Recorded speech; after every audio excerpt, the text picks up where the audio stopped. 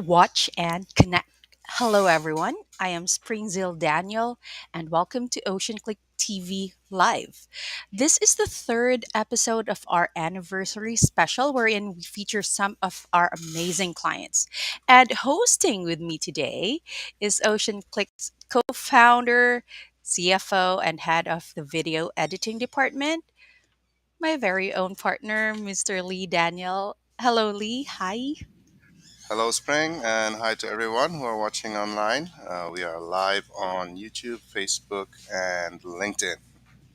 Yes, that is right. And for today's episode, our very special guest is someone who is also very passionate about plants and teaching people to use plants as medicine in a safe way and also fun way. And this is all very exciting. So let us welcome Mel Mutterspaugh. Hi, Mel. Hello, guys. How's it going? It's going very well. It's a beautiful day here in the Philippines. I can't wait till the day I get to visit. And we'd love to see you here. I do believe that Lee has prepared some questions for you, but before that, I would like to introduce you a little bit more to our audience. So, to everyone watching, Mel has been studying nature, environmental sciences, outdoor adventure, and plant medicine for well over 20 years. And she's the founder and formulator of Mountain Mel's Essential Goods.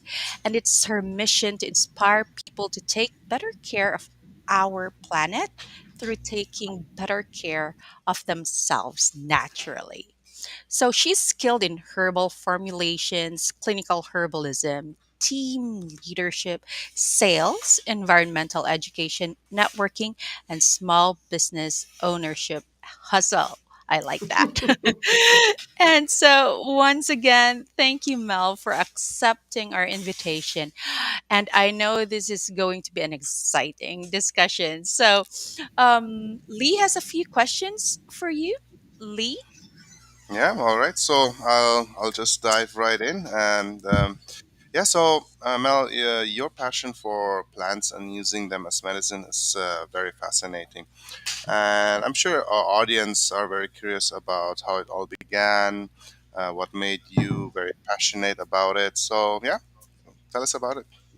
Yeah, it actually began because of my passion for nature. I was a backpacking guide and wilderness therapist for quite a while in the late 1900s and the early 2000s. And I just was absolutely fascinated by how many amazing plants we would be walking by on hikes I would lead people on. And it came to a point where I recognized that people were also carrying toxic, nasty products in their backpacks and first aid kits. And it chapped my hide that they were paying me hundreds of dollars to walk them to the most beautiful and sacred of spaces. And yet they were bringing crap that polluted not only their bodies, but more importantly to me, our planet. And so it all stemmed from there. And I really started diving into the study of plant medicine and something I continue to study every day.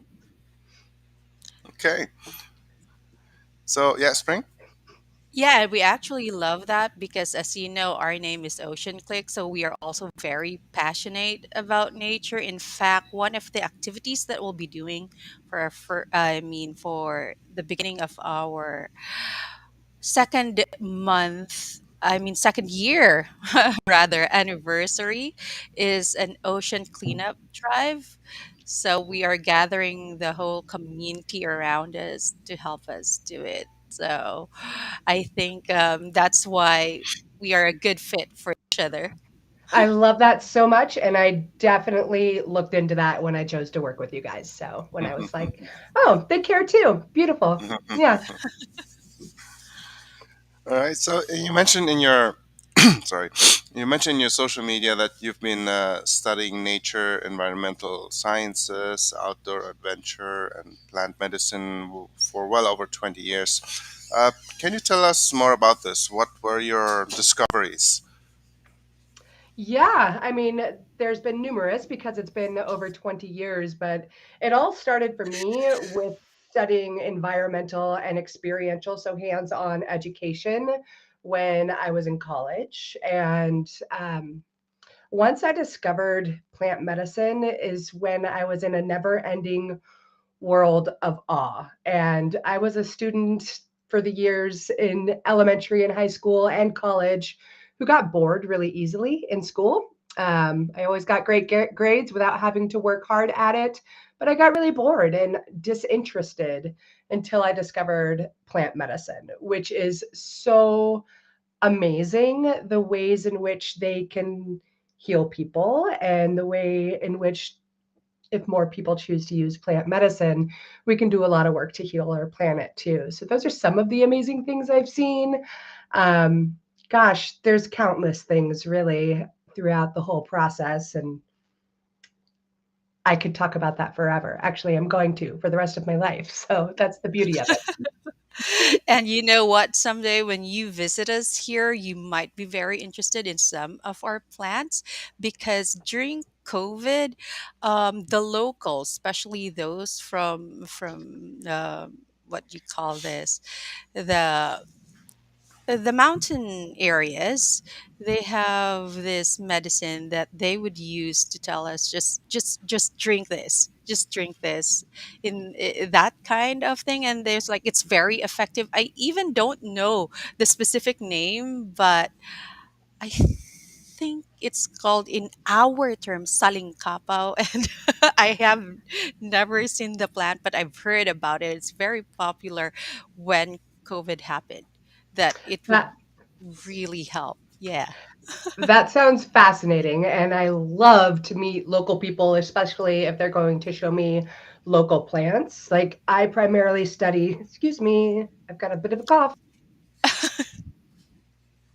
I primarily study Western plants and a lot of the ones that are native around me. And of course, there's healing plants all over the place that are specific to certain regions. So finding those medicine people is a really, really fantastic treat. And having them share that medicine with people is absolutely beautiful. So long as people don't get so greedy that they decide, oh, I'm just going to take everything and that'll be great. So I can make tons of money off of it. Happens a lot. Yeah, yeah, that's very true. All right. Speaking of money, now it's always nice. It's always nice to have, or it's always to dream to, turn your passion into your business, and make a living out of it. So, tell us more about your business. What was the inspiration and concept behind it? Sure. So I started with Mountain Mel's Essential Goods, which is an herbal products company. And it came from those years when I was a backpacking guide and I just got so sick of seeing so much toxic crap in people's backpacks. So I started with making a natural first aid kit, which included things like bug sprays and sunburn care and sore muscle salves and first aid salves. And really had a lot of fun formulating functional herbal teas that actually taste great because I was a bartender also for a long time. So I'm really good at dancing the medicinal properties of plants with their flavors. And so I wanted to make herbal medicine that tasted great so people would use it as part of their daily lifestyle. Especially where I live in the United States, we really love the instant fix of heavily processed foods with tons of sugar and nasty junk in it.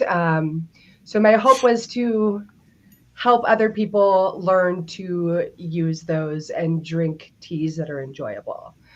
And I'm actually transitioning away from that part because my passion is in education and my background started in education. So I am at a point where I don't know if you guys are familiar with the saying where you are if you can give a man a fish or you can teach him to fish. Well, I can give people herbs or I can teach them how to create their own. So Hmm. I'm really on a passionate mission to inspire more. I want a movement where there's an herbalist in every home again, Hmm. Mm. like there used to be. So, yeah, Yeah, there did used to be. Like I can remember my grandmother when she lived with us, she had all these kinds of recipes or remedies whenever we got sick. so I'm cool. sad I didn't learn them. So maybe I Yeah. should start doing that, inspired by you. Yeah, I know some YouTube videos that you could watch. Yes, we do know some YouTube videos that we can watch. Yeah, so let's talk about your YouTube channel. Um, how important is an active and dynamic YouTube channel for your business, and how are the challenges you faced in handling your channel? Yeah, YouTube is fantastic because it is such a search engine. I find that people are definitely searching for a lot of the terms that I need to talk about. Give me a moment. I'm going to cough.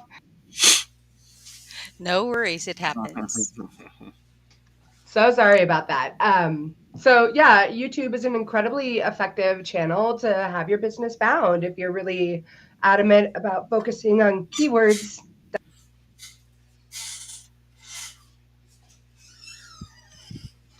And since you guys probably don't know, I'm actually recovering from my first bout of coronavirus, and I feel great, but my throat doesn't. Mhm. Um, there are herbs for that, and I use them.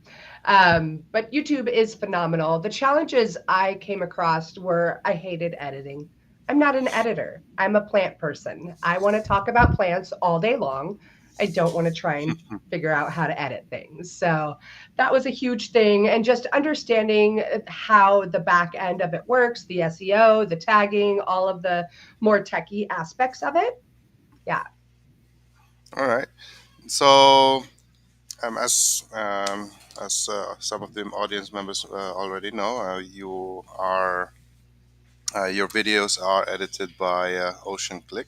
So, what impact did OceanClick's video editing service have on your workload and your channel's success? Gosh, per video, you probably change like you probably take 20 hours of stress away from me per video because I'll sit there and spin trying to do the right thing. Not only that, your team really does a great job of editing my videos. And when I watch them afterwards, I feel so happy like, wow, they get me and they get what I'm trying to do. And it's such a wonderful, wonderful feeling. Um, and the times that I do have feedback for your team, I give it to them, they take it, they utilize it, and then they take it for the next video, which is just such a wonderful, wonderful relief. I have been in parts of my business where I thought I needed to be the one doing everything, and it feels so good to pass off this task to your team. All right. Well, it's really wonderful to hear that. I'm sure the guys are very happy that you are happy with their service. And Yeah. of course, to everyone who's watching, we posted the link to Mel's YouTube channel at the comment section. So do please check it out, especially to those who are interested to learn how, like me, how to do their own remedies. And in fact, as Mel has mentioned, she's just recovering from coronavirus, and you did your own remedies, right? So it's quite effective. It was like you're recovering really well. I mean, you still have a little bit of cough, but then just a few days and you're here up and about. Yeah, once I got my energy back, I was like, I am ready, please. I was being in bed for me for 3.5 days does not bode well. I am a person who needs to be doing things. So, but COVID said otherwise.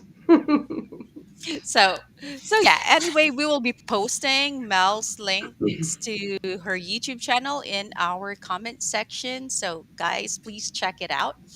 And let me check if we have let's check our comment section as well, Lee. Yep. Let me just jump over here. Comment section. So let's see, what do we have here? What is the most commonly asked for herb treatment from ISIL? That is a really challenging question because there are so many, and there's so many different ailments that people come to. But I think one really popular one is to avoid cold and flu. So Mhm. elderberry is very popular around here. Elderberry. It's got some Mhm. fantastic antiviral properties to it, and it can also shorten the duration of illness from an average of 6 to 8 days down to only 2 to 3. So that's very popular, and it can be really, really helpful as a cough remedy as well. Okay. All right. That's for the cough remedy, right? That you Yeah. have there. Okay, another question here we have from Hope. It says, "Hi, Mel. Wow, I love your advocacy. In your 20 years of experience, did you notice any significant change in terms of people's response towards the use of plants as medicines?" Hi, Hope. Thank you so much for your kind words first. And yeah, there is a big change. People's minds are much, much more open to the use of plants as medicine, and it continues to become more so every day. With that comes a barrel of irresponsibility throughout the platform or throughout using plants as medicine as well. And I see a lot of people that love to go out and wild harvest herbs, but they'll do it when they don't know proper plant identification. They don't know what they're grabbing, or they'll harvest so much of it that that plant cannot come back for future generations. And I have a 9-year-old child that I would love to be able to use all the plants I still use today. So I love that so many more people are choosing to use plants as medicine. It really is so powerful and valuable, especially since most of our pharmaceuticals are derived from plant constituents. Yes. Um, but doing it responsibly and in an ethical fashion is really important. And I think a common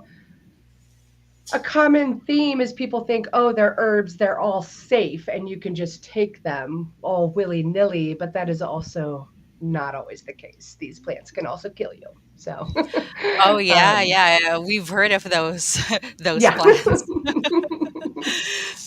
All right. All right. Now we Well, have a question from Ransel.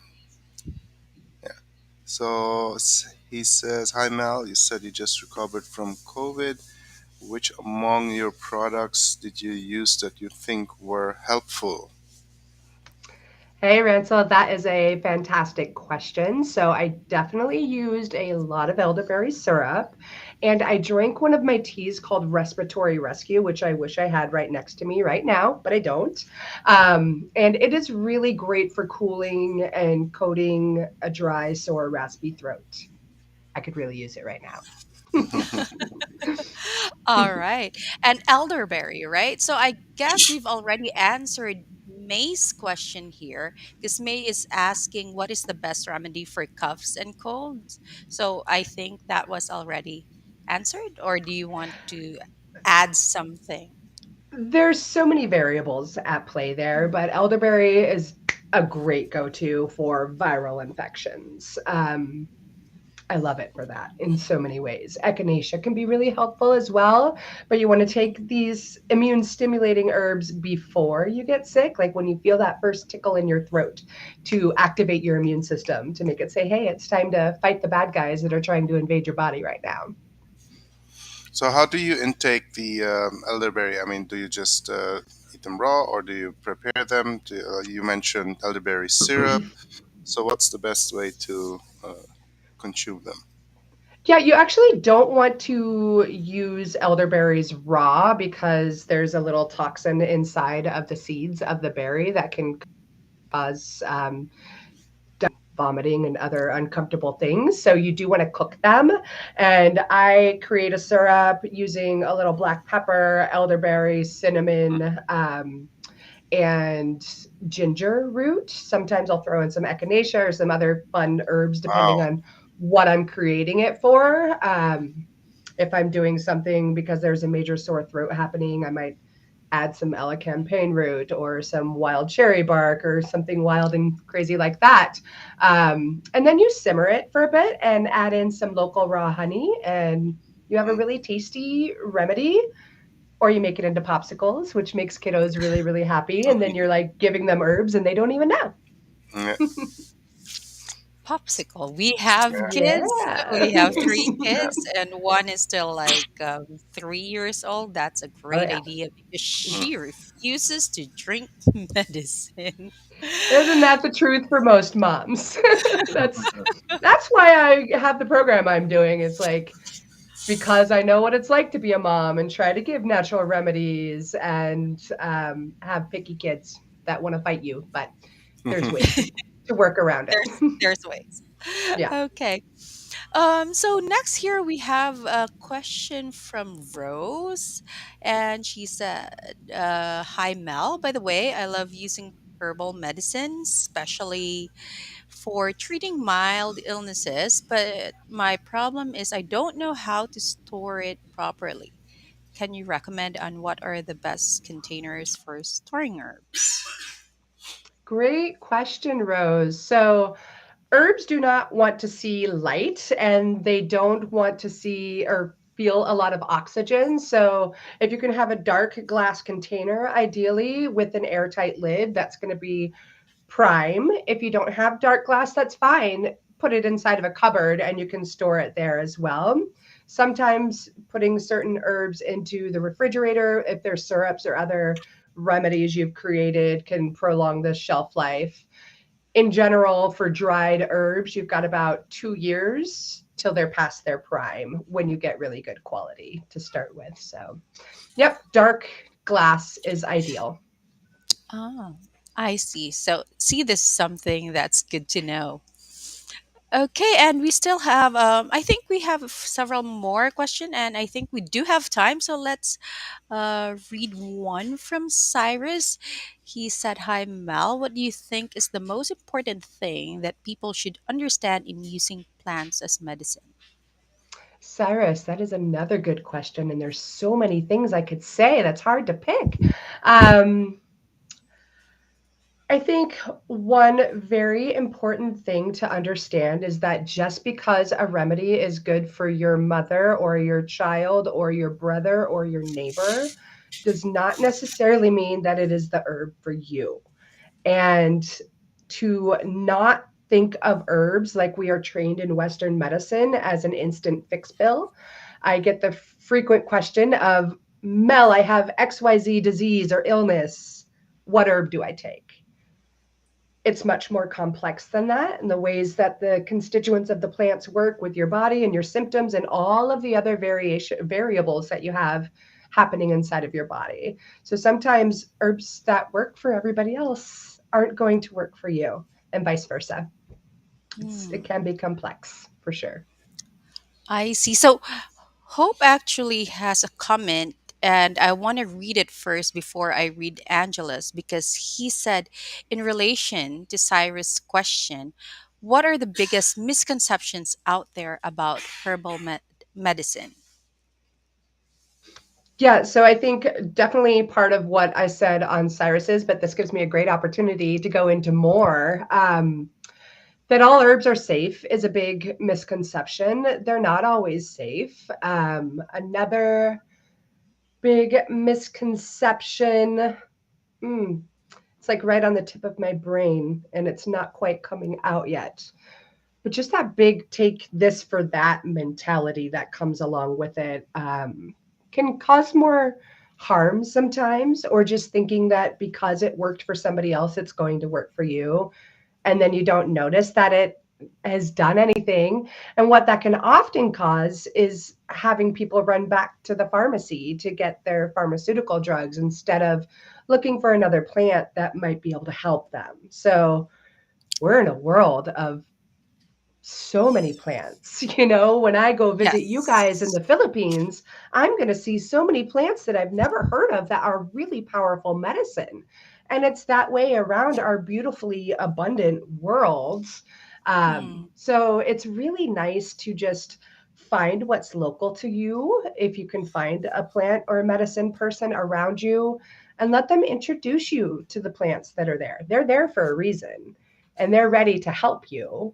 and they're ready to help your community. So learn those and start there. That didn't answer your question very well, Hope, but it did get me rambling about herbs. But if you remember it, you know, some of the other misconceptions, feel free to just let us know. Lee, would you like to? We have the final question here. Sorry, I was on mute. So yeah, we have one more question here from Angela. She says, "Hey Mel, do herbal salves have to be refrigerated? Example, comfrey. Also, if not refrigerated, how long is the shelf life?" You should not need to refrigerate your herbal salves if they're all made right. Oftentimes, adding a little bit of mixed tocopherols or vitamin E can help prolong your herbal oils life. Um, so you should not need to put them in the refrigerator. And in general, you can look to about a 2 year shelf life if everything's made properly and you've gone through the extra steps and measures to avoid there's no mold or bacteria to grow in there.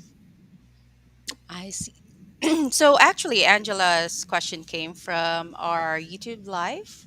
So again, guys, if you want to know more, you can visit Mel's YouTube channel.